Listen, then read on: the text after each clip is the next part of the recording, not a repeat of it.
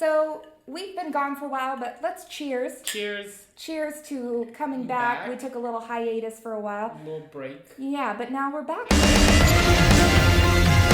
And like we said, we're doing this new format with video, which is really exciting. And we've got some cocktails here, so if it's cocktail time wherever you are listening, please join us. Pour yourself a little drink. If it's not cocktail time, I'm so sorry, but get yourself a cup of coffee or tea. We won't tell anybody. We won't tell. That's true. So anyway, here on Spoiler Alert, if you're new, if you're just joining us for the first time, we talk about whatever is happening in the fandom world. Yep. We're just big nerds who love to watch shows and talk about them. And so anything going on in the realm of fandoms, we're going to watch it and we're going to talk about it right here. And more importantly, if we see something on a show or in popular culture that we're like, I want to wear what that character is wearing, we will make it and we will put it up on our site, fanserviceapparel.com. That's right. Because we wanted to make stuff that we would want to buy while watching shows, and I feel like we're not the only people that like that. Yeah, so, exactly. So that's what kind of brought this all about. So the last thing that we watched all the way through was Obi-Wan Kenobi. And Miss Marvel. Oh, Miss Marvel's not... as we're recording this, Miss Marvel is not yet finished. Yes. So we are watching. But first, let's talk about Obi-Wan. Yeah. Yeah, let's talk about it. Okay. So just right off the bat, Nick, answer me this. Did you like it? Yeah, I liked it. I liked it too. I heard somebody say that the script, I guess, was originally very similar to Mandalorian, where it's like there's the caretaker and then like the child, and that's kind of the dynamic. Yeah, so they had to kind of go back and change it some. But besides those parallels, I thought it was a very good story. I really didn't care that it took a little bit of time to kind of get going, where I would think, Mandalorian was a little bit more episodic. Right. To the point where, like, some people have made fun of it. I don't know if you've seen on TikTok where they're like, oh, we need this thing, but we can't do it without this other thing. Let's go get it. And then they, like, that's the story. It's like, oh, you want one thing? You got to go get another thing. But, you know what I mean? But Obi-Wan was more like an overarching... If we simplify any adventure down to its core, it is that. It is, we've got to do the thing. Nick, you literally just described every movie. Oh, we got to do go get the a thing. We need the thing. We need another thing. How are we going to get the thing? Well, we got to go do the thing. Every movie. It is. So, like, let's just be fair. Okay, Mandalorian is brilliant. It's genius. I loved Obi-Wan Kenobi. It did not captivate me quite as much as Mandalorian did.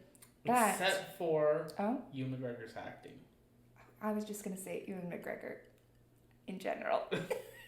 Captivating. I was going to say his acting. Yes, his acting was amazing. Yes. And I loved young Leia. Oh, yeah. Thought she was perfectly cast. Yes. And if you are one of those crummy Star Wars fans who has a problem with her as an actress, and you're one of those people who goes on Twitter and says mean things about a child, we don't need you to listen anymore. You can just find another podcast. Because we're not going to do that here. Because that's not fair. No. And she really doesn't deserve it because she was so good. She was really so good. And I thought the casting was great. I do. The casting was really, really good. Yeah. That last episode where we saw Anakin's face and the voice modulator was like not working. Oh, that was some. That's true. I think that was Hayden Christensen's like best acting. Yeah, of any of the prequels.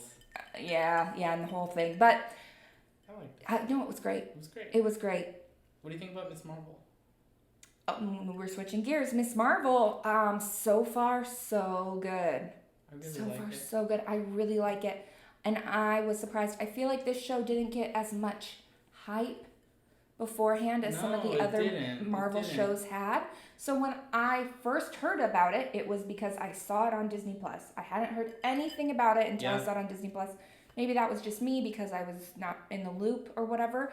But I saw it and I was like, oh, what is this? And I thought it looked like something for kids. Based on the thumbnail, the artwork. I didn't know what it was. I thought, it's probably something for kids. Then I started to slowly hear about how great it was. And then I was like, well, let me check this out. And then I was like, wow, it's really good. It's really good. Did not expect to learn as much as I thought I was going to about the partition. Same.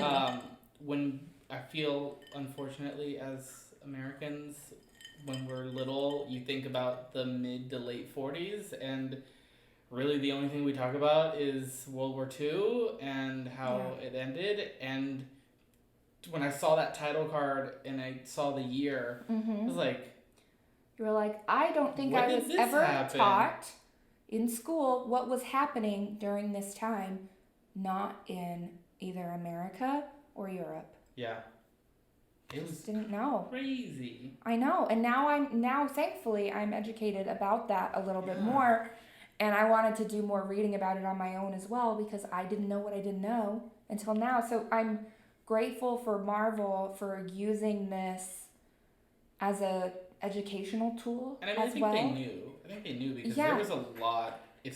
A lot of explanation that was needed. That was needed, and I think they did that because they knew that this was a relatively new concept domestically. Yeah. I think you're totally right. For the same reason that if it had to do with World War II, we wouldn't be getting nearly as much explanation. No. Because everybody's kind of up to speed on it. Right. Yeah. Totally. But I think that's been great. I like it. I think so far the show's been awesome. I want to hear your theories though about the Bengals. Maybe this is just me, but as somebody who grew up, it was at the perfect age growing up for the phase 1, phase 2, and phase 3, and we lived through all of Infinity War. Anything post Endgame. I like that you said we lived through it, like as if we were a part of it. We survived. We made it through the blip. Shirt? I survived. We did not get snapped. Or did we? It's a pretty good shirt idea. I kind of like that. Has anybody done that? I don't know. We can do it. Like I survived the snap. Like if somebody. Imagine like in universe. In universe, right. Like a brand being very tongue-in-cheek about the snap. Yeah. I like that. Okay. Anyways, I feel like that was a lot. That was a lot to like go through. You were like constantly waiting for the next year's movie. So to then be like, and it wrapped up. And now here's another thing. There was... I don't know, this like millennial MCU fatigue where I'm like, oh boy, we're jumping into another thing. I have to say I feel the same. And I think maybe the next phase is intentionally being geared towards a younger demo that maybe was a little too young during the initial phase. So maybe like a lot of Gen Z brands, like I'm not supposed to get it because it's not for me.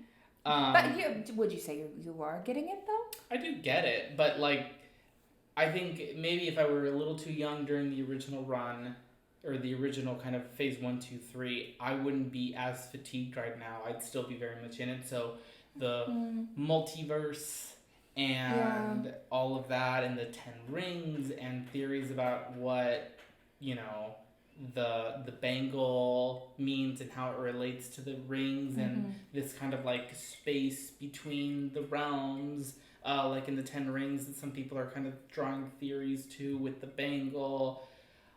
I get it, and I almost am like, oh, is that what I sounded like when I was talking about Infinity Stones? Yes. And okay.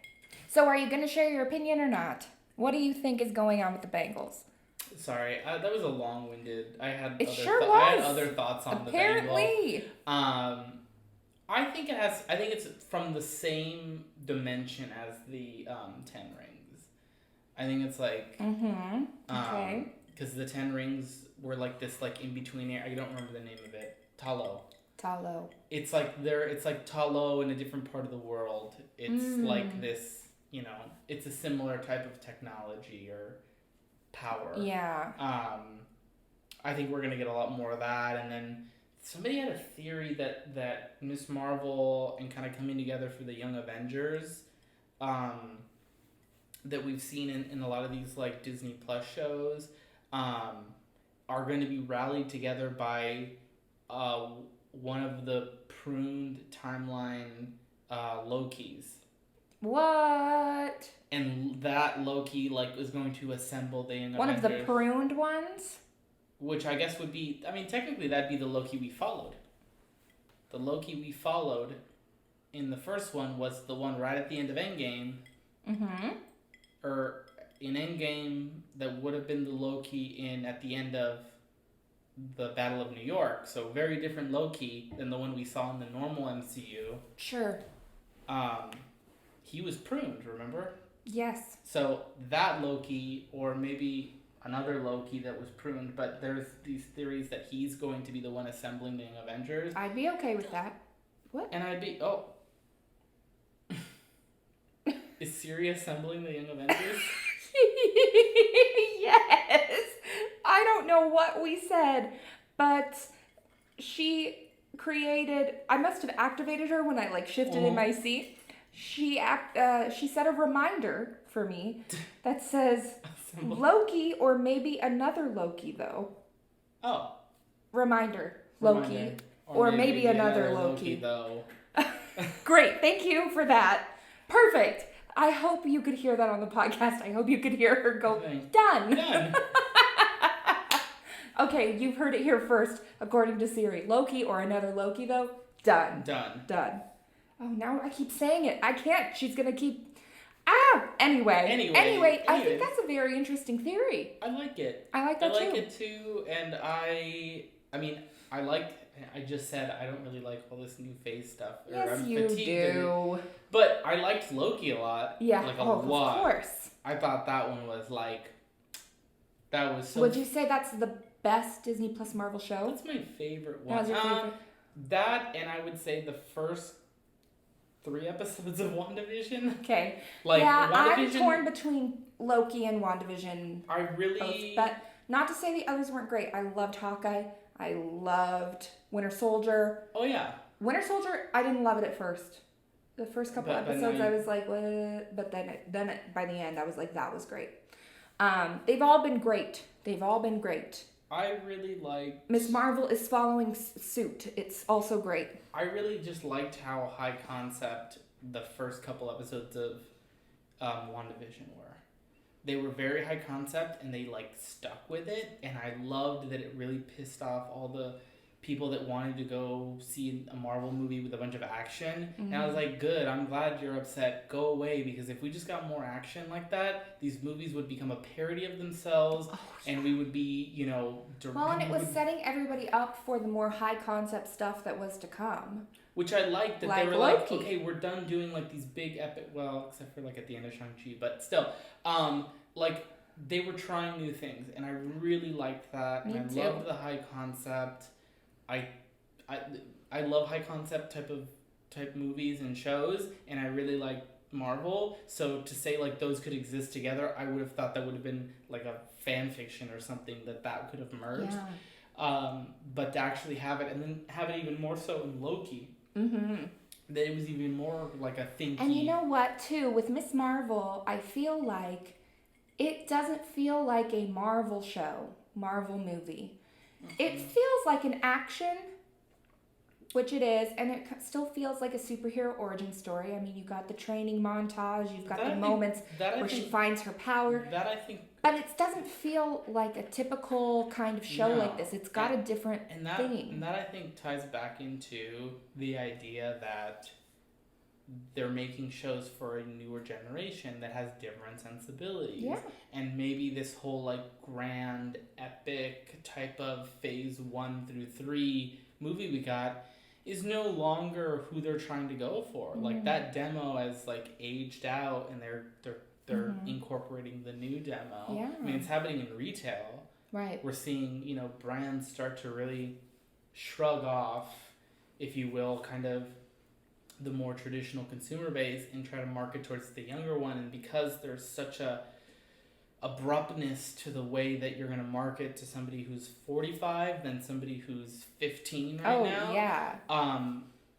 The company is like making a very big shift, and you might annoy some of those people that are 45. Like, remember, now it's like old news, but a couple of years ago when Tiffany's had the Not Your Mother's Tiffany campaign. Oh, yeah. That annoyed so many older people, but you know what? Those people aren't really buying anymore, and Tiffany's had to start courting the newer generation. So your argument is that you believe Marvel is doing the same. They're pivoting a little bit to be able to stay in the good graces of the younger demo that's aging into like the prime viewing years. But what I do like is that younger sensibility is a little bit more like wacky and random, and like that thing I sent you from Bloomberg, they're calling it, it's like adorkable, and that in cinema, in TV shows, sometimes ends up being kind of out there and high concept, which I like, because in the past we didn't get a lot of that, because the traditional thinking was that mass audiences wouldn't really get that, so don't do that, and you had to get very niche to find a film like that. But now that kind of idea translated into these shows is becoming something that we're seeing more and more of, and I love it, and I'm there for it. Absolutely. All I need is a season of Loki that is directed by Wes Anderson, and I'm there. I'll sign up. Credit card forever. Like, that's all I need. That's it. That's like, all. Doesn't that show just lend itself? Now that you mention it, I could see it. There's a lot of scenes that well, were Owen framed. Wilson's already in it, so you've got Owen. Yes. And then you just fold, like, I need Bill Murray there. Yes, okay. I think like in a different universe, like Kang the Conqueror is like Bill Murray, and he's just very like oh, that's good. apathetic about the whole thing, but he's still doing it because he's like, I guess I gotta play the part. See, that's funny. I like that. I'd watch that. That's funny. I enjoy that. But anyways, moving on. We have some merch coming out, and I'm not going to say what it is because you'll see it in an email blast. Sign up for our emails. But where can they sign up for our emails? Well, they can sign up for our emails on our website, fanserviceapparel.com. Oh. Yes, where we will first announce all of our new drops via email. There you go. Be the first to know. I think I sent it to you, but I don't know if you watched it. Those of us in the know watch it in the middle of the night because we're weirdos. They updated the last scene of the Carousel of Progress in Walt Disney World. I did see that. Okay, yes. Yes, I did. Yes, and they updated with some really, really cool stuff. New clothing that some of our family of tomorrow is wearing. But why? Why did they update it? Well, because that last scene, I think, used to be in like the 90s, right? Well, yeah, it was like the 90s, and then it got updated to like 2010 or something like that. But the technology in it is like the 90s. They're like... It's still... Yeah, well, it needs like a really big... But I like it that way. I like that they're saying the future is like 30 years ago. I guess so. I think that's nostalgic in a way, but... I like Are you saying they updated that final scene? This is what I didn't understand. They updated the clothing that everybody was wearing. And they redid So does it look modern now, or does it still... It looks more modern. Yeah, it looks more modern. Okay. Obviously, like, the VR headset and all of that is still very cheesy. But the clothing... And the little, like, 8-bit video game. Yes, their hairstyle has all been updated. But what I think is really cool is that some of the apparel they're wearing is now nods to other parts of like Disney history, where the daughter is wearing a sweater as if she had gone to college in Progress City, which was the original name for Epcot. Yeah, very cool. cool. And underneath it says like it's like College of Urban Planning. Which that's is cool. Such a cool nod. The dad is wearing a shirt with a crest that was development artwork for a ski resort that actually Walt was developing when he passed away, and it never got built. But they had concept art for this logo they were gonna do, and that's on his shirt, which I thought was really cool. Or no, I think that's on the sun. On the sun. And then on the dad that's cooking, he's wearing an apron that says "My Food Rocks," which is a callback to the Epcot audio animatronic show called Food Rocks. That, don't worry, I don't know that one. We were 2 when it closed. Oh, okay. So we would not have gone on it. Got it. But it was. You should look it up on YouTube. What was it? It was like a edutainment type of like show talking about food, about like the food and the nutrients, and like think original Epcot edutainment. Around the time where they were really pushing that food pyramid, I'm guessing. I don't know what you're talking about. the food pyramid. Of course you know. Any millennial knows that we were force fed. What did we need, like? No pun intended. Like the food pyramid. 5 servings of bread or something. Isn't it like grains? Yeah, on the bottom. Grains. So many grains. So many grains. So many grains. And now everybody's like, yeah, I mean, I guess the food pyramid. And then what was at the top whatever. was like oils. It's like fats, oils, and sugars. Which was like, and they had I remember a little bottle of like olive oil. And I'm like, olive oil is a good oil. Avocado is a good oil. Well, we didn't know that then. Why are you pairing We know that that now. Somebody knew something. They knew. I think they knew. They just wanted to sell us more bread.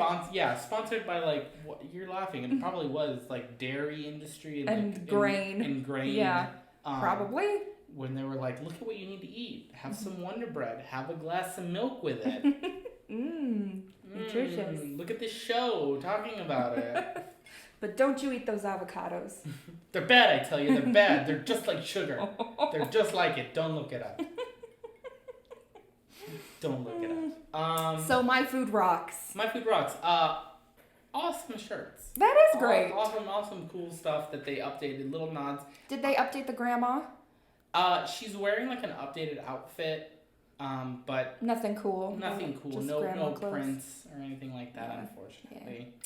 Yeah. But anyways, I thought that was pretty cool. That is cool. If their merchandising team was as agile as they ought to be, when that scene would have opened, spicy take. You would have been in Tomorrowland and you would have walked into the Merchant of Venus, which is the shop that's like there. Oh yeah. And you would have been able to buy all the things that you saw there.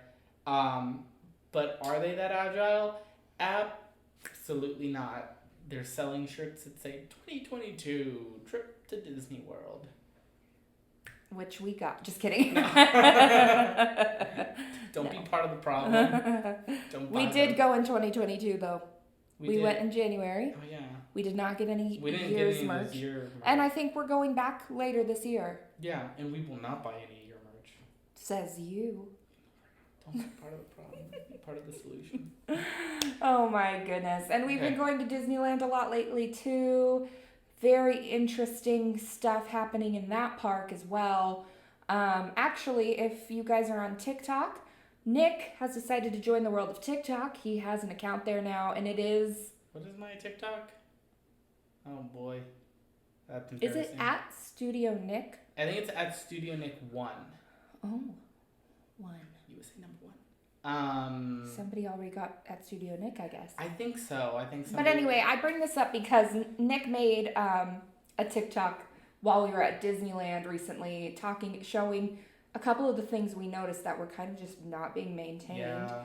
And it's like so crazy. Bob Chapek, who's responsible for that? Chapek. I mean, that's just not like Disney at all. I had a exchange in the comments on that video that you can go check out with somebody who was, my like big takeaway was like, if you look at early Eisner years, and this is getting like really, this is like in the weeds, nerdy. I think I've lost like half the people listening. I doubt it. You know who our listeners are? You guys are nerds just like us. I know it. I know you are.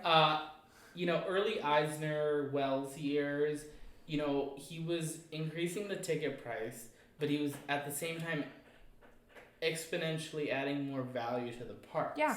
You know, he was like, we need to do more, and then we will charge more. And that was what the exchange was in the comments, was, I have no problem paying more if then I'm told there is more. The problem one is paying more, but everything is staying the same, which at this point would be fine, considering where we're at. But what we're getting is we're paying more, and we're getting less. And gotta agree with you there. I equated it to this like short-term gain, long-term loss. Okay.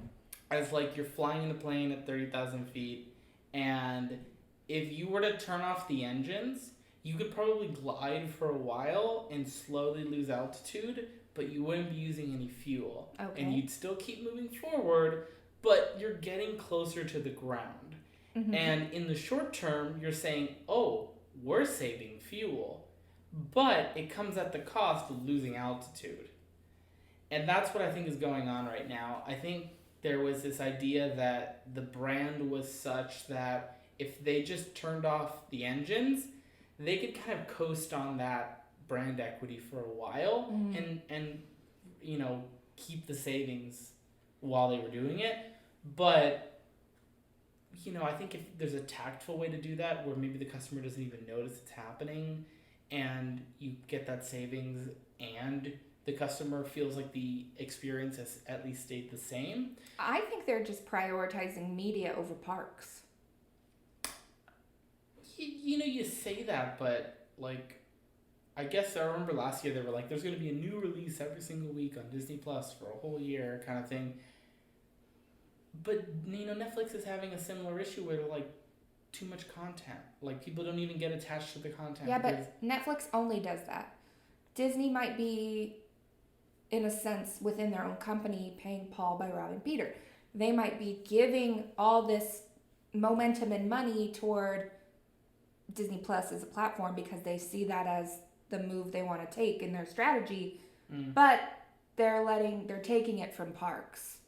They're taking the energy, the money, the. And you know, it's like, yeah, no, I think that's what they're doing. Even though the subscriber count I think went down. And that affected, like, the share price, and the share price went down. I'm not saying it's a good strategy. No. I mean, I'm just saying that could be the strategy. What was I going to say? I was going to say something. Oh. Darn, I thought if I said, oh, I would remember.